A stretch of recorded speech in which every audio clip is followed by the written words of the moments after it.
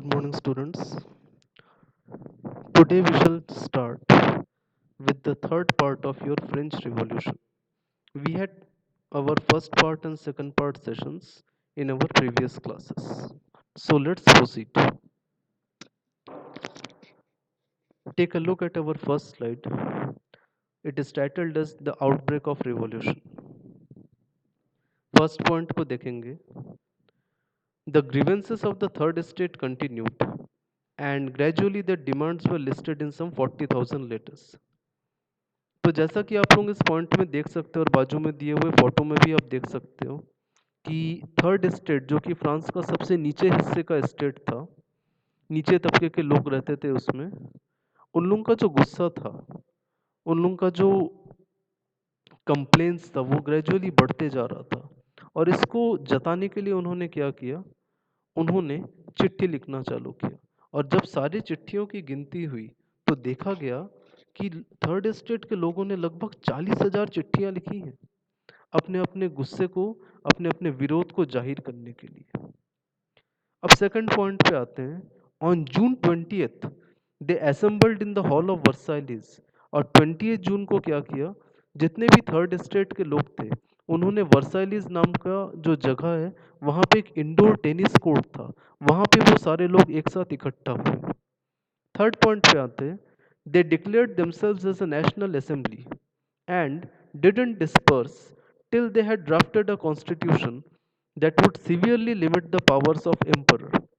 इन्होंने अपने आप को एक राष्ट्रीय सभा का नाम दिया और ये तब तक वहां से नहीं गए जब तक उन्होंने एक ऐसा संविधान नहीं बना लिया जो कि फ्रांस के बादशाह के पावर्स को टोटली कम कर देना चाहता था।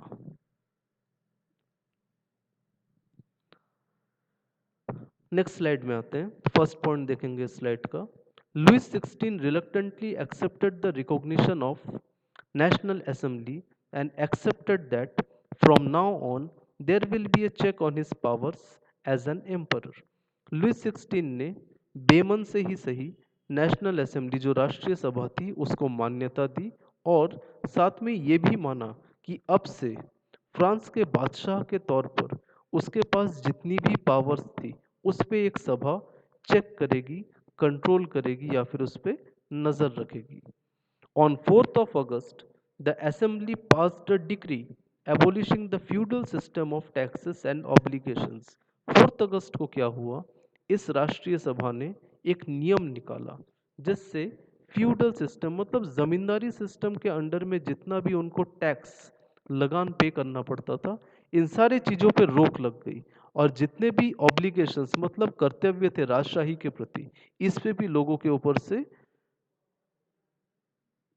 रोक लगा दिया गया या उनका सारे जो कर्तव्य थे उसको बंद कर दिया गया।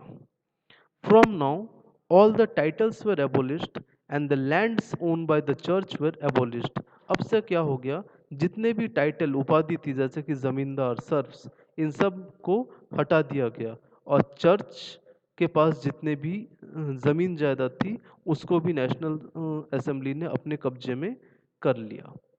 As a result, the government acquired land assets worth 2 billion leverage. इसका नतीजा ये हुआ कि अचानक से सरकारी खजाने में 2 बिलियन लिवरे की आमदनी हो गई। 2 बिलियन लिवरे मतलब लिवरे फ्रांस का करेंसी था from the year 1790 sorry 7912 to 1792। Next slide में आप लोग देखोगे the way to constitutional monarchy. इस फोटो में आप लोग नेशनल असेंबली का एक फोटो देख सकते हो और उसके बाजू में कुछ एक्सप्लेनेशन दिए हुए हैं। तो फर्स्ट पॉइंट लेते हैं। The national assembly completed the draft of the constitution in the year 1791। जो संविधान तैयार करना था नेशनल असेंबली को, उन्होंने इस काम को पूरा किया 1791 ईयर में। Its main aim was to limit the powers of monarch. इसका मेन उद्देश्य था फ्रांस के जो राजा थे उसके पावर्स को कम कर देना। The powers were now segregated to different institutions like legislature, executive and monarchy. पहले क्या होता था, जितनी भी पावर्स थी सारी की सारी फ्रांस के राजा के हाथ में होती थी, बट अब इनको 3 अलग अलग हिस्सों में बांट दिया गया। अब पावर्स लेजिस्लेचर के पास थी, एग्जीक्यूटिव के पास थी और मोनार्की मतलब राजा या राजशाही के पास थी। लेजिस्लेचर और एग्जीक्यूटिव का जो एक्सप्लेनेशन है वो आप लोगों को पहले के 2 वीडियोस में दे दिया गया है, इसलिए उसको भी यहाँ पे रिपीट नहीं किया जाएगा। लास्ट पॉइंट पे आते हैं। This ultimately made France a constitutional monarchy. इन सब नियम की वजह से क्या हो गया, फ्रांस एक कॉन्स्टिट्यूशनल मोनार्की में तब्दील हो गया। मतलब यहाँ पे मोनार्क या राजा तो थे, बट एक्चुअल जो पावर थी वो उनके हाथ में अब नहीं थी। नेक्स्ट स्लाइड में आप लोग देखते हो कि कॉन्स्टिट्यूशन ऑफ 1791 की एक फोटो दी गई है और इसमें प्रियम्बल लिखा गया है। प्रियम्बल में कॉन्स्टिट्यूशन में लिखे गए सारे इंपॉर्टेंट बातों की एक झलक मिलती है।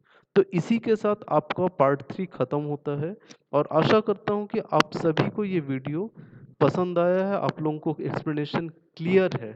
और अगर आप उनको कोई भी डाउट्स है तो आप मुझे गूगल क्लासरूम या फिर व्हाट्सएप में पूछ सकते हैं। Thank you.